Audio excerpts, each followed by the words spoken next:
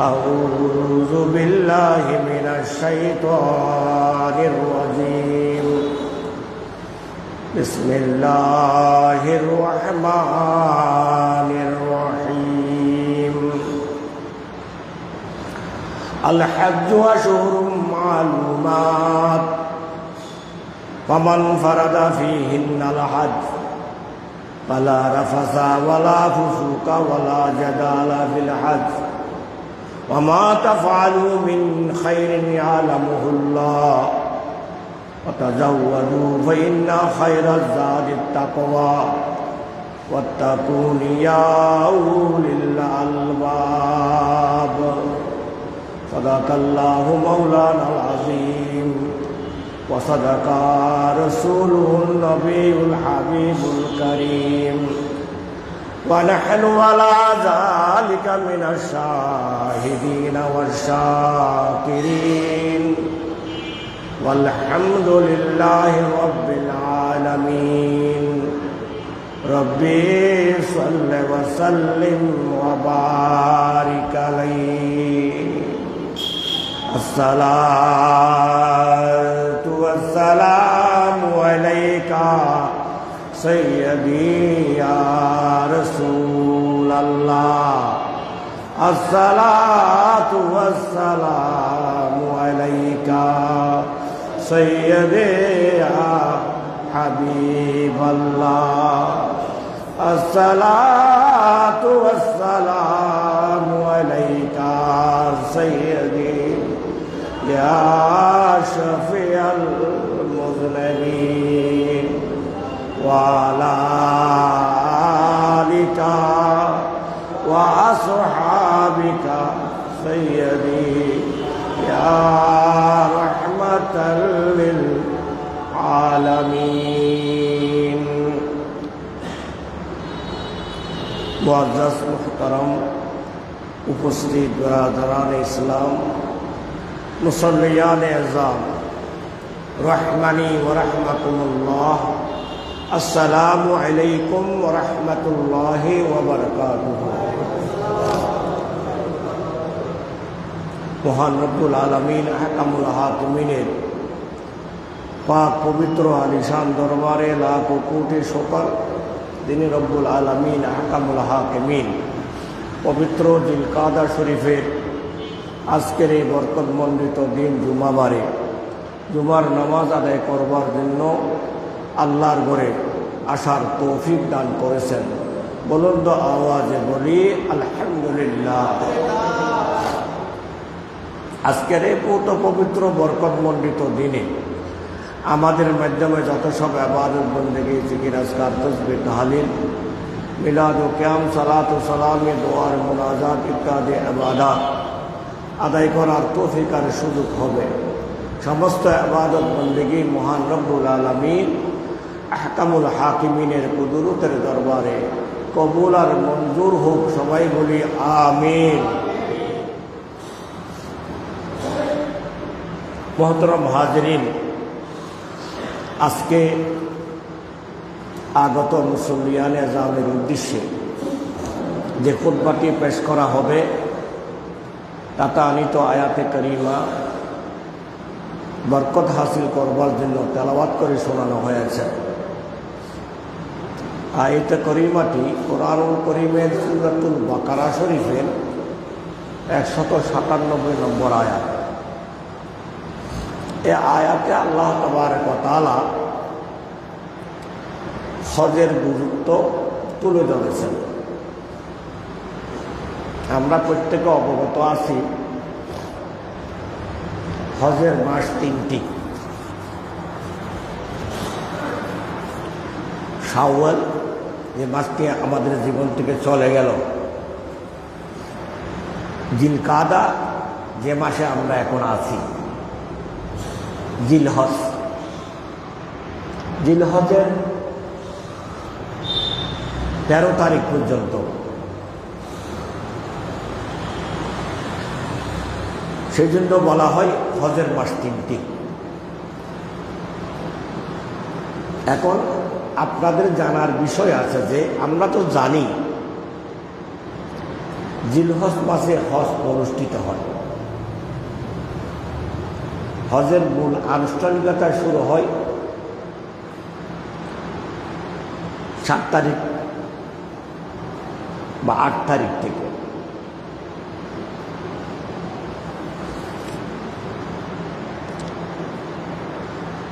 তেরো তারিখের মধ্যে হজের মূল আনুষ্ঠানিকতা সুসম্পন্ন হয়।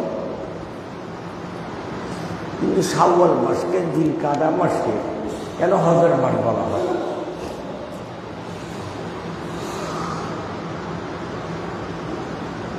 তার জবাব হলো এই,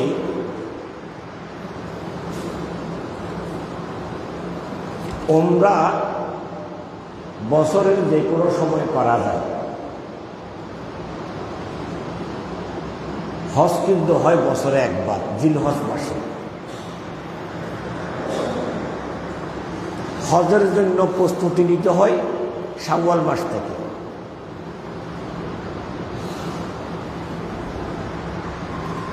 কিছু আইনগত প্রস্তুতি আছে, আর কিছু আমার ব্যক্তিগত প্রস্তুতি আছে। আজকাল না প্লেনে করে 5 ঘন্টার মধ্যে মক্কা শরীফ, মদিনা শরীফ পৌঁছা যায়। একসময় তো প্লেন ছিল না, মানুষ হেঁটে হেঁটে হজ করতে যেত, পানির জাহাজে যেত, উঠে চড়ে, গাদায় চড়ে, গোড়ায় চেপে মানুষ হজ করতে যেত। পানির জাহাজে গেলেও আমরা দেখেছি প্রায় 1 মাস সময় লাগত। পদব্রজে গেলে, হেঁটে গেলে কয়দিন লাগে সেটা আমাদের জন্য সহজ অনুমেয়। ওটে চড়ে, গাদার ফিটে চড়ে, খচ্চরের ফিটে চড়ে তৎকালীন যুগের মানুষেরা এভাবে হজে যেতেন। এই জন্য বুড়া-বুড়িরা বলতো হজে যাওয়া মানে হারিয়ে যাওয়া। ওই মানুষটা আমাদের দেশে ফিরে আসবে, এ কথাটা মানুষ মাথা থেকে ফেলে দিতেন। ভাগ্যক্রমে কেউ ফিরে আসত,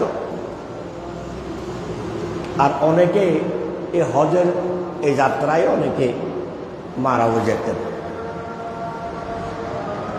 এই জন্য হজের প্রস্তুতি নিতে হতো শাওয়াল মাস থেকে। তাছাড়া হজের এহরাম বছরের যে কোনো সময় করা যায় না। ওমরার এহরাম বছরের যে কোনো সময় করা যায়। হজের এহরাম আপনি করতে পারবেন শাওয়াল মাস থেকে। এই জন্য হজের মাস নির্দিষ্ট। আল্লাহ তাবারক ওয়া তাআলা ইরশাদ করেন, আল হাজ্জু আশহুরুম মা'লুমাত। হজের মাস নির্দিষ্ট, ওমরার সময় অনির্দিষ্ট।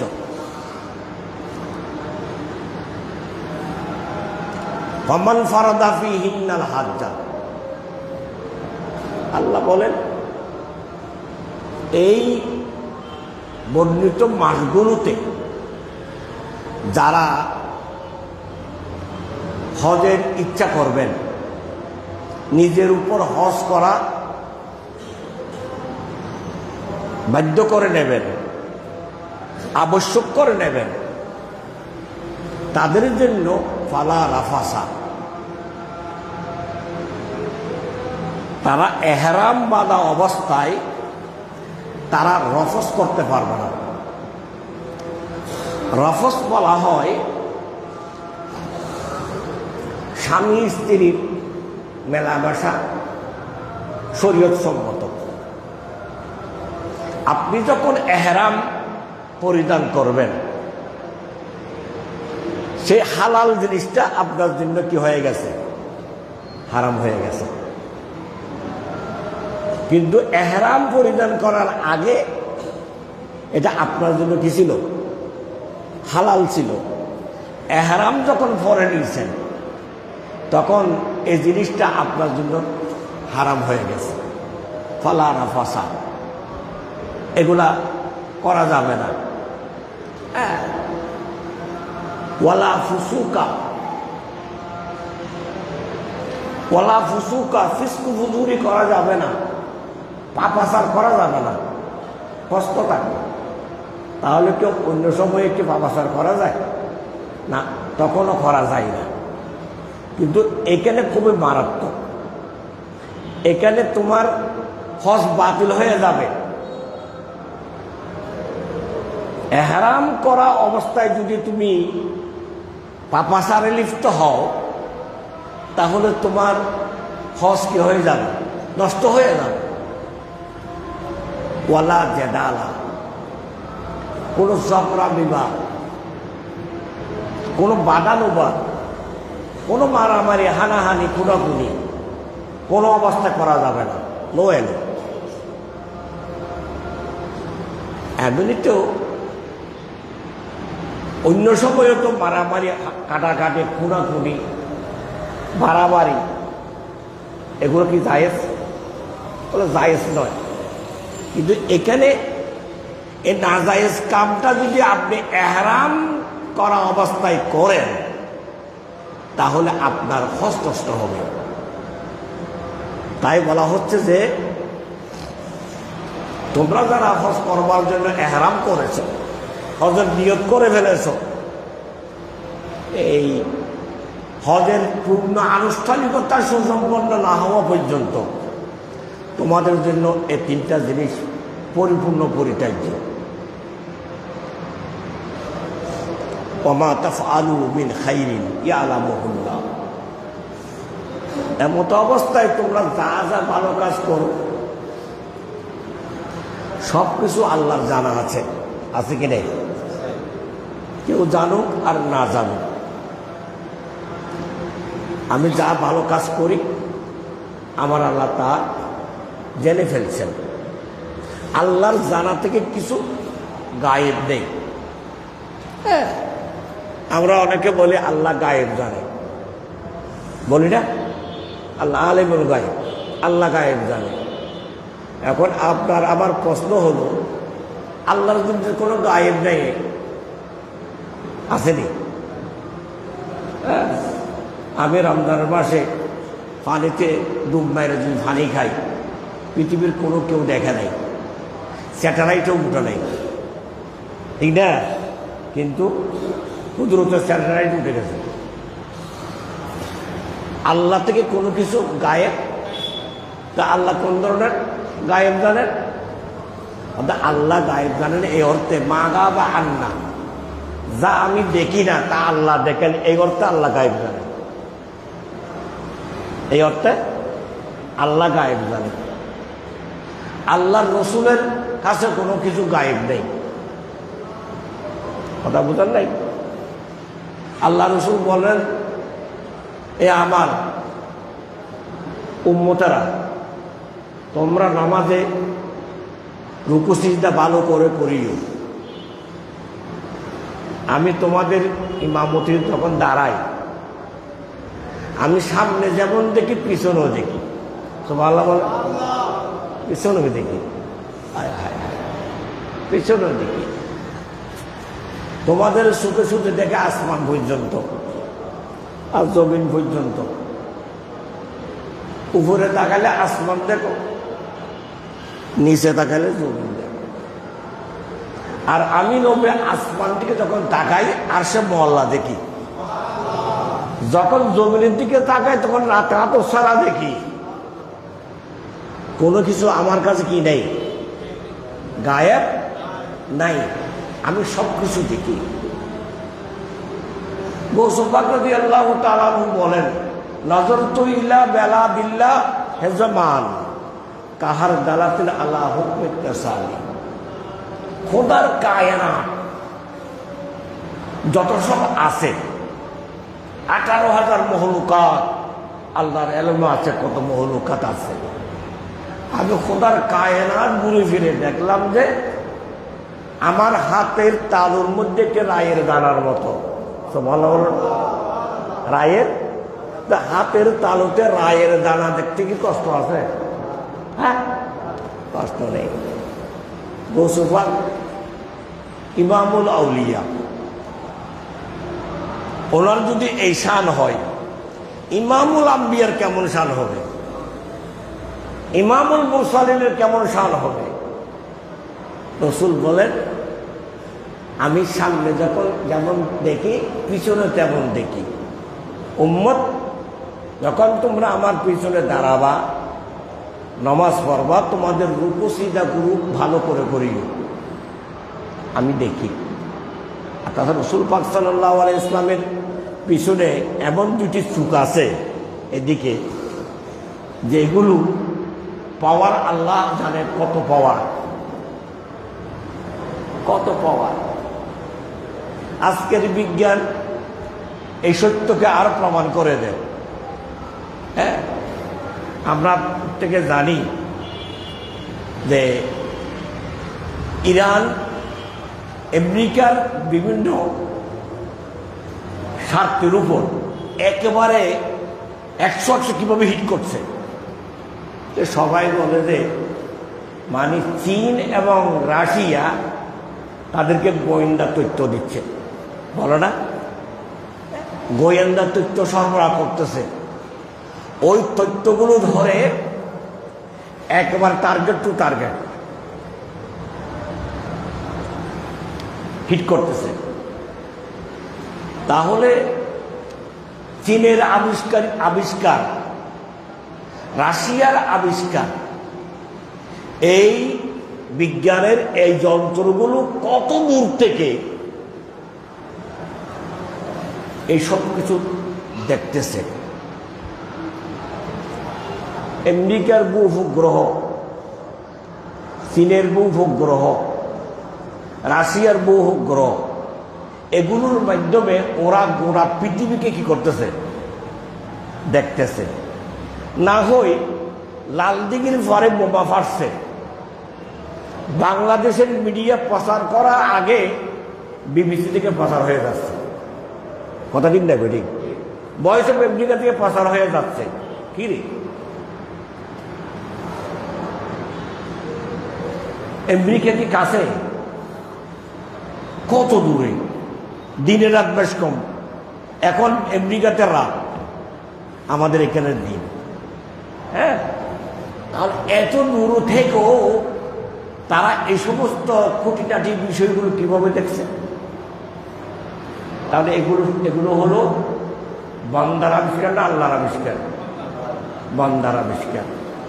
কিন্তু আল্লাহ তাবারক ওয়া তাআলা তার নবী রাসূলদের মধ্যে যে স্যাটেলাইট সৃষ্টি করে দিয়েছেন কুদরতি, এগুলোর পাওয়ার কি কম হবে না বেশি হবে? বেশি হবে, বেশি হবে।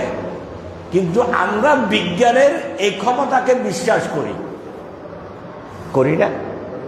এই ওয়াহাবি বলি, জামাতি বলি, কেমন মওদুদি বলি, যত রকম ফেরকা আছে, সবাই এগুলো বিশ্বাস করে না? করে। এগুলো বিশ্বাস করি। বান্দার আবিষ্কারের ক্ষমতাকে বিশ্বাস করি, কিন্তু আল্লাহর দেওয়া প্রদত্ত ক্ষমতাকে বিশ্বাস করি না। কথা ঠিক না বেঠিক? হ্যাঁ, যদি বলে আল্লাহ রসুল জানে, আল্লাহ রসুল জানে। কিভাবে জানে? যেহেতু আল্লাহ রসুল পাককে দৌলতের রিসালাত দিয়েছেন, দৌলতের নবুয়ত দিয়েছেন। নবুয়ত এবং রিসালাত এটা কি চারটিকারই কথা? কেমন পাওয়া? দুনিয়ার মানুষের আবিষ্কার যতগুলো আছে, সমস্ত আবিষ্কারের পাওয়ার যদি এক পাল্লায় রাখা হয়, আর নবুয়তের পাওয়ার যদি আর এক পাল্লায় রাখা হয়, আপনারা ফয়সালা দেন পাল্লা কোনটা ভারী হবে? নবুয়তের পাল্লা ভারী হবে না? কিন্তু দুঃখজনক হলো সত্য যে এই বাতিলের দলেরা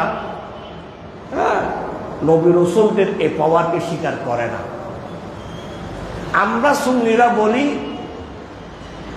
নবীদের এই পাওয়ার ওদের নিজস্ব নয়, এটা আল্লাহর দেওয়া পাওয়ার। কথা ঠিক না বেঠিক? অলিদের পাওয়ার নিজস্ব নয়, এটা আল্লাহর দেওয়া পাওয়ার। সে পাওয়ারের নাম হলো বেলায়াত। নবীদের পাওয়ারের নাম হলো নবুয়ত, রসুলদের পাওয়ারের নাম হলো রিসালাত। এটা চারটেখানি ব্যাপার না, অনেক পাওয়ারফুল পাওয়ার, ক্ষমতা। এগুলো যদি আমরা বিশ্বাস না করি তাহলে ইমানের দুর্বলতা। আমার ইমান দুর্বল। হ্যাঁ, আল্লাহ তাবারক ওয়া তাআলা নবী রাসূলদেরকে এই ধরনের পাওয়ার দিয়েছেন, এটা আল্লাহর দেওয়া পাওয়ার। মুহতারাম হাজিরিন, কোরআনে পাকের সাথ ফরমাচ্ছেন, আমার বান্দারা তোমরা যারা হজে যাওয়ার জন্য ইহরাম করেছো, এমত অবস্থায় তোমরা যা ভালো কাজ করো, কেউ দেখুক আর না দেখুক, সব ভালো কাজগুলো আল্লাহ জেনে ফেলছেন। আল্লাহর জানার বাহিরে কিছু নাই। আচ্ছা, আল্লাহ সব কিছু জানেন, এই কথাটা যদি আমাদের মনে যদি বদ্ধমূল থাকে, চোরাইয়া চুরি করতে পারবে না, ডাকাতি করতে পারবে না, ঘুষখোর ঘুষ খাইতে পারবে না, সুদখোর সুদ খাইতে পারবে না। পারবে? ঘুষখোর যখন চিন্তা করবে আল্লাহ দেখছেন, আল্লাহ জানছেন, পৃথিবীর কেউ দেখে না। আমাদের অনেক ঘুষখোররা বলে যে রমজান মাস এগুলো আমি হাতে ধরবো না, দয়ারটা খুলে দিয়ে এখানে দাও, করে না? কেউ যেন না দেখে সেভাবে দাও। হ্যাঁ, বা বলে যে এখানে আসিয়েন না, ওই অমুক ফানের দোকানে দেন, ওর সাথে আমার কথা বলে দেন। বলে দিছে, ফানের দোকানে টাকা দিছে, কথা ঠিক দেবে? ঠিক। হ্যাঁ, কেন? মানুষে দেখবে।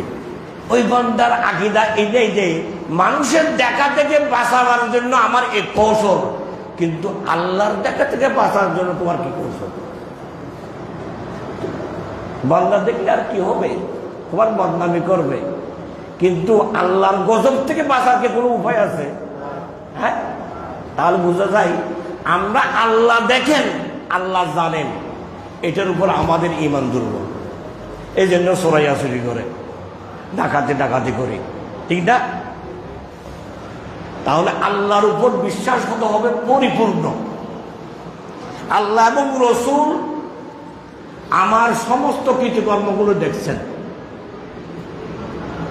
এই বিশ্বাস যখন মানুষের মনে বদ্ধমূল হয়, সে বন্দার পক্ষে গুনাহ করাটা অসম্ভব। যখন এই জায়গায় মানুষ দুর্বল হয়ে যায়, তখন মানুষ গুনাহ করতে ফিরিমুখ করে। ওয়াতাজাওয়াদু ফাইন্না খায়রাজ যাদি তাকওয়া।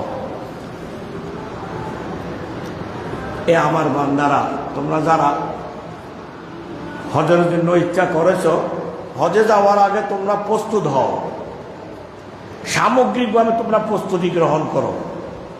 কারণ তুমি দীর্ঘ 3 মাসে সফরে যাচ্ছ। শাওয়াল মাস থেকে গেলে প্রায় 3 মাস, আবদান 6 মাস। হ্যাঁ, এই জন্য তোমার অনেক ধরনের প্রস্তুতি আছে, পাথেয় সংগ্রহ করার বিষয় আছে। এগুলো তুমি কি করো? ব্যবস্থা করো। বান্দা জেনে রাখো যে ফাইন্না খায়রাজ যাদি তাকওয়া। জেনে রাখো তুমি যাওয়ার জন্য গাঁটটি বেঁধেছ, এটা প্রস্তুতির অংশ। টাকা নিয়েছ, প্রস্তুতির অংশ।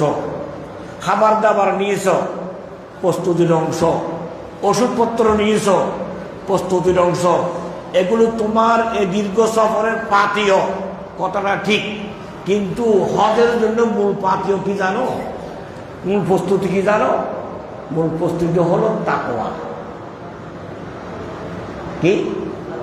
তাকওয়া, আল্লাহর ভয়। প্রতিটি কদম টু কদম তোমাকে আল্লাহর ভয় মনে ধারণ করতে হবে, জীবনে পালন করতে হবে। ওয়াত্তাকুনি ইয়া উলিল আলবাব। আমাকে আমার তাকওয়া গ্রহণ করো, আল্লাহ ডাক দিতেছেন যে হে বুদ্ধ শক্তি সম্পন্ন মানুষেরা, ইয়া উলিল আলবাব মানে হে বুদ্ধ শক্তি সম্পন্ন মানুষেরা। তাহলে বোঝা যায় মানুষের মধ্যে দুই প্রকার। কয় প্রকার? দুই প্রকার। এক প্রকার হলো যাদের মধ্যে আল্লাহ বোধ শক্তি দিয়েছে, বুঝার ক্ষমতা দিয়েছে। আর এক প্রকার মানুষ হলো যাদের মধ্যে আল্লাহ বুঝার ক্ষমতা দেয় নাই, বোধ শক্তি নাই। আমাদের মধ্যে অনেকের অর্ধাঙ্গ হয়, হাত পা নড়াচড়া করতে পারে না, আমাদের এখানে শেষ নেই। কি নেই? শেষ নেই, বোধ শক্তি নেই। হ্যাঁ, তেমনি আল্লাহ মানুষকে দুই ভাগে ভাগ করেছেন। এক ভাগের মধ্যে সেন্স আছে, আর ভাগের মধ্যে সেন্স নেই। সেন্স কারা আছে?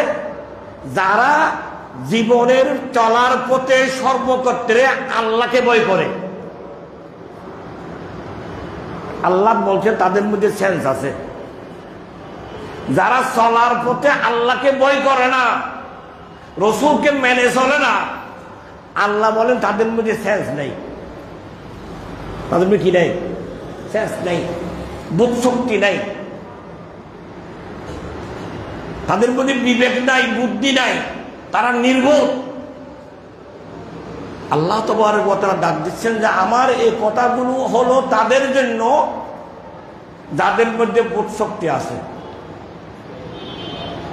তাহলে এই জন্য আমার দেশে বলো না যে সুরে শুনে না ধর্মের কাহিনী, বলে না, কিন্তু শুনছে না, কানতে শুনছে, তারপরে বলে সুরে শুনে না ধর্মের কাহিনী। তো ধর্মের কাহিনী শুনে কে? যার মধ্যে ঈমান আছে। কি আছে?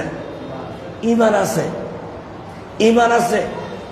যেমন আমি এখন কথা বলছি, আমার কথাগুলো এই স্পিকার শুনতেছে, তো এই শোনার জন্য একটা পাওয়ার আছে না?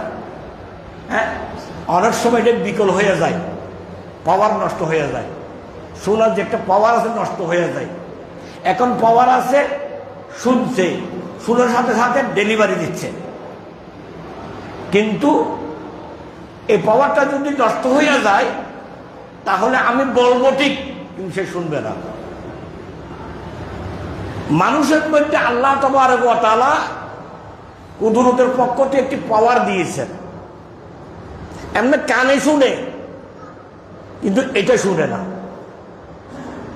এই জন্য আল্লাহ তাবারক ওয়া তাআলা আয়াতে বলেছেন তাদের কান আছে কিন্তু শুনে না, চোখ আছে দেখে না। কান আছে শুনে না, চোখ আছে দেখে না, কিন্তু আমি দেখি সে শুনতেছে, কিন্তু সে দেখতেছে। আল্লাহ বলতে সেটা শোনা না। আল্লাহর কথা যে শুনে সেটা হলো আসল শোনা, আল্লাহর কথা যে দেখে সেটা হলো আসল দেখা। যে আল্লাহ রসুলের কথা দেখে না, শুনে না, সে দেখে না, শুনে না, তার দেখার ক্ষমতা নেই, শোনার ক্ষমতা নেই। আল্লাহ আমাদেরকে সেই ধরনের শোনার তৌফিক দান করুন।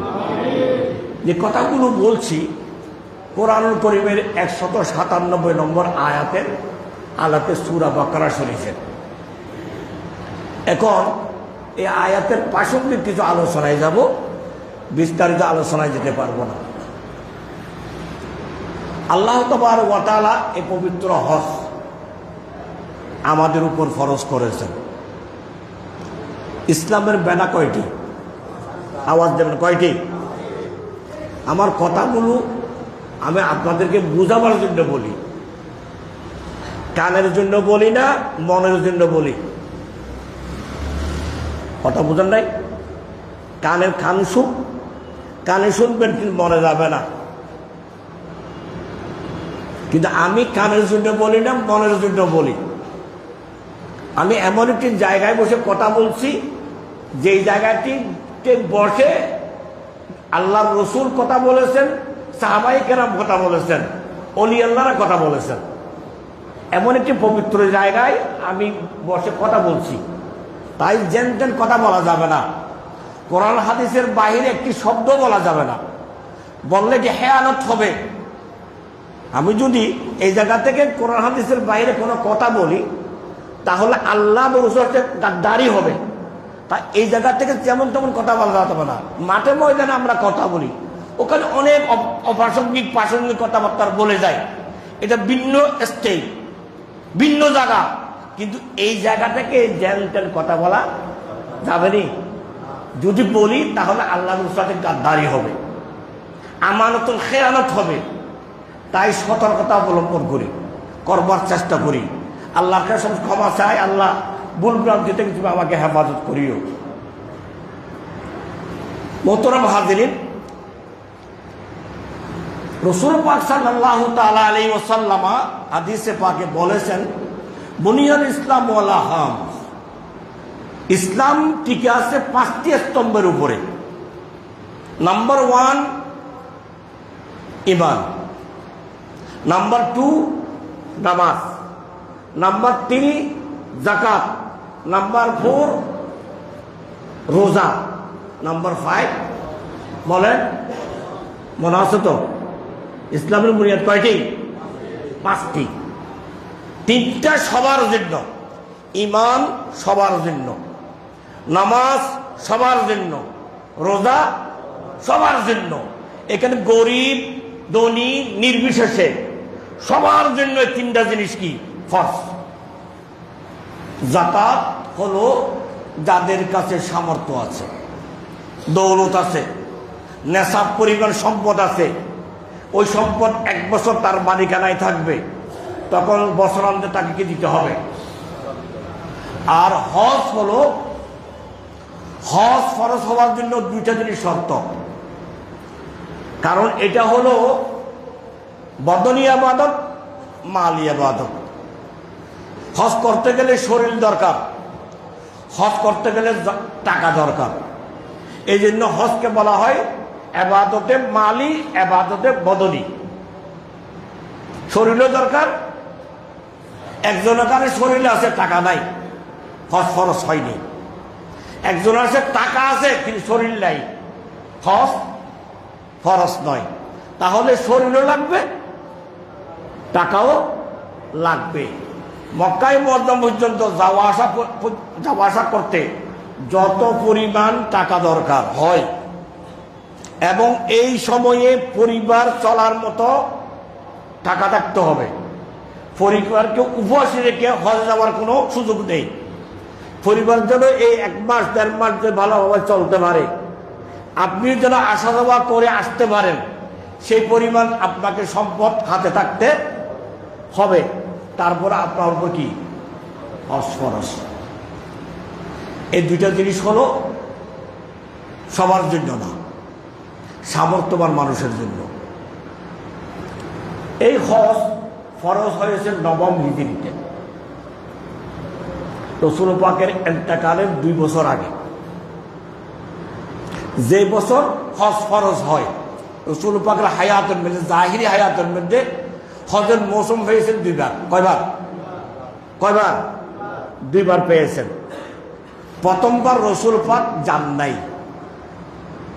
হযরত আবু বকর সিদ্দিক রাদিয়াল্লাহু তাআলার নেতৃত্বে কাফেলা পাঠিয়েছেন।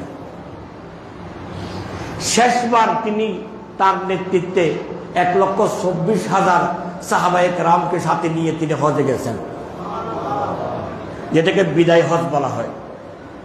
হ্যাঁ, এখন আমার আপনার প্রশ্ন যে রাসূল পাক সাল্লাল্লাহু আলাইহি ওয়াসাল্লাম প্রথমবার হজ করেন নাই কেন?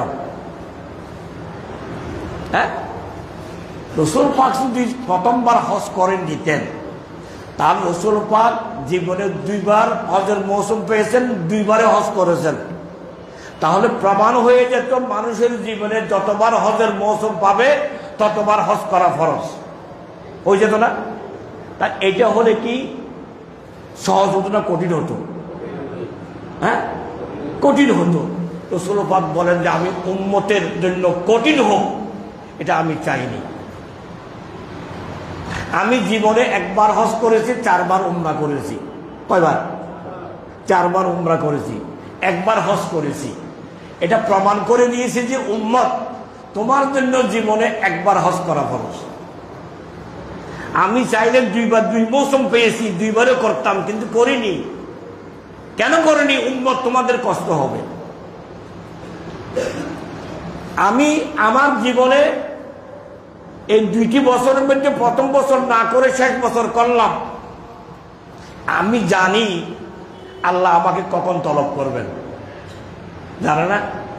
বিদায় হজ্জের ভাষণে রাসূল পাক বলে এসেছেন ক্লিয়ারলি এক প্রকার, যে আর আমার দেখা নাও হতে পারে। তাহলে বোঝা যায় রাসূল পাক নিজের বিদায়ী সম্পর্কে জানতেন কি জানতেন না? আওয়াজ করে, জানতেন কি জানতেন না? জানতেন, জানতেন। আল্লাহ তাবারক ওয়া তাআলা এটা রাসূল পাককে জানাইছেন। কারণ রাসূল পাক এটা জানলে অসুবিধা নাই। অনেক মানুষকে ডাক্তার বলে না আসল কথা, বলেনি? হ্যাঁ, আসল কথা বলে না, সে লোড নিতে পারবে না। তার যারা গার্ডিয়ান আছে তাদেরকে বলেন, হ্যাঁ, কিন্তু ডাক্তার বলেন যে সে বেশি দিন টিকবে না, 7-15 দিন।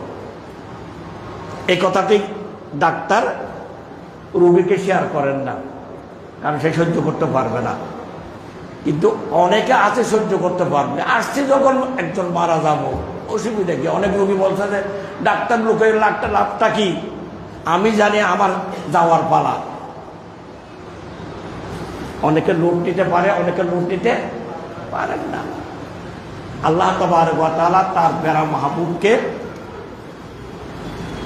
আউয়াল আখির, উতিতুল ইলমাল আউয়ালিন ওয়াল আখিরিন, শুরু শেষ এলম আল্লাহ আমাকে মেহেরবানি করে দান করেছেন। তো আল্লাহ যদি দয়া করে তার হাবিবকে এলম দান করেন, আমার কোনো অসুবিধা আছে? তা আমি কেন যাব? রসুল জানে না। তো রসুল জানে না বলে তোমার লাভটা কি? তোমার লাভটা কি? তোমার বাবারা সে তো কোনোদিন স্কুলে দুয়ারে যায় নাই। কেউ যদি বলে এই মূর্খ ছেলে, এ কি খুশি হবে না রাগ করবে? হ্যাঁ, একজন মূর্খ স্কুলের বারান্দায় যায়নি, তার ঘরে একজন সন্তান হয়েছে, লেখাপড়া করছে, তো আরেকজন বলতেছে এই মূর্খর ছেলে। এ কথা বলার সাথে সাথে সে রেগে যাবে না? হ্যাঁ, কথাটা হাসা না নিচে, তা হাসা কথা হয়েছে, তার রেগে গেলে কেন? অর্থাৎ মূর্খ বাবা মূর্খ হোক, তারপরে তুমি আমার বাবারে কেন মূর্খ বললাম? সন্তান বরদাস্ত করতে পারে না, ঠিক না? আচ্ছা, বাবা আর সন্তানের যে সম্পর্ক, এটা বড় নাকি উম্মত এবং নবীর সম্পর্ক বড়? বলেন। আমি উম্মত, আল্লাহ রসুল, আমাদের যে দুজনের সম্পর্ক, এটা কি বড় নাকি বাবা ছেলে সম্পর্ক বড়? হ্যাঁ, তাহলে উম্মত নবীর সম্পর্ক। তোমার বাবারে মূর্খ বললে তুমি সহ্য করো না, আমার নবীরে মূর্খ বললে আমি কিভাবে সহ্য করি? যদি উম্মত হই, যদি আমি সত্যকারে যদি উম্মত হই, তুমি আমাকে বলে যাবে তুমি নবী আনপড়, লেখাপড়া জানে না, এ কথা যদি তুমি বলো, আমি যদি সত্যকারে যদি উম্মত হই, তাহলে আমি কিভাবে বরদাস্ত করব? আপনি পারবেন? আপনি সত্যকারে উম্মত হলে পারবেন? পারবো না, অসম্ভব। তাহলে বুঝে যায় তুমি নবীর উপর পরিপূর্ণ ঈমান আনো নাই। তোমার বাবারে গালি দিলে তোমার গায়ে লাগে, নবীরে গালি দিলে তোমার গায়ে লাগে না। নবীরে মূর্খ বলে তোমার গায়ে লাগে না, তাহলে বুঝে যায় তুমি নবীর প্রকৃত উম্মত হতে পারো নাই। এই সত্য কথাগুলো আমরা বলি, কারণ আমাদের দায়িত্ব হবে যে সর্বক্ষেত্রে আল্লাহ এবং রসুলকে সবার মধ্যে তুলে ধরা। কথা ঠিক না বেঠিক? হ্যাঁ, দুনিয়ার সকল কিছুর উপরে আল্লাহ এবং রসুল, এর সাথে কোনো তুলনা আসেনি। আল্লাহর সামনে কেউ যদি গুস্তাহি করে, তাহলে আমরা তার কি করব? প্রতিবাদ করব। রসুলের সামনে কেউ যদি গুস্তাহি করে, আমরা তার প্রতিবাদ করব। আমরা সুন্নিরা বারবার বিভিন্ন মেলা মজলিসে ময়দানে বলে আসতেছে যে রসুলের সাথে যারা গুস্তাহি করে তাদের বিরুদ্ধে শাস্তিমূলক আইন করা হোক। বলি কি বলি না? সংসদে আমরা যেতে পারি নাই, বলার সুযোগও হয় নাই, কিন্তু এইবার সংসদে অন্য ধরনের একজন সাংসদ বলেছে যে রসুল পাকের সামনে যারা গুস্তাহি করবে তাদের বিরুদ্ধে শাস্তিমূলক একটি আইন, সর্বোচ্চ আইন কি করা হোক, তৈরি করা হোক। এ কথা তিনি বললেন, কিন্তু যারা ইসলামের গান গায় তারা নীরবে বসে রইলেন, টেবিল থাপড়াইয়ের সমর্থন জানালেন না। কথা ঠিক না বেঠিক? কিন্তু তার কথাটা টেবিল থাপড়াইয়ের সমর্থন জানানো উচিত ছিল কি ছিল না? কিন্তু ওই মুসলমানের দল তোমরা তো নীরব কেন রইলা? তাহলে বোঝা যায় তোমাদের শান তোমাদের কাছে বড়, রসুলের শান তোমাদের কাছে বড় নয়। তাই আমরা আহলে সুন্নাত ওয়াল জামাত সব সময় আমরা মৃত্যুর মুহূর্তে বলে যাব যে আমার রসুলের কোনো তুলনা নাই, আমার আল্লাহর কোনো মেসাল নাই, আমাদের প্রিয় নবীর কোনো তুলনা নাই। এ কথাটা আমরা এখনো বলছি, আমরা মৃত্যুর বিছানায় বলে যাব, ফাঁসির কাঠ গড়াইও বলে যাব। এই ব্যাপারে কোনো প্রকার কম্প্রোমাইজ হবে না। এটাকে বলা হয় ঈমান। ঈমানের প্রশ্নে কোনো আপোষ নাই, আসেনি? সব ক্ষেত্রে আপনি আপোষ করতে পারবেন, ঈমানের প্রশ্নে কেউ আপোষ করা যাবে না। হজের আজকের এই সময়ে পবিত্র আয়াতের আলোকে যে কথাটি আপনাদের সামনে শেয়ার করলাম সেটা হবে যে হজে যদি আমরা যেতে চাই আমাদের মূল পাতি হবে তাকওয়া। ওয়াত্তাকুন ইয়া উলিল আলবাব। আল্লাহ তাবারক ওয়া তাআলা তাকওয়ার জীবন দান করার তৌফিক দান করুন। যারা সুন্নাত আদায় করেননি আদায় করলেন।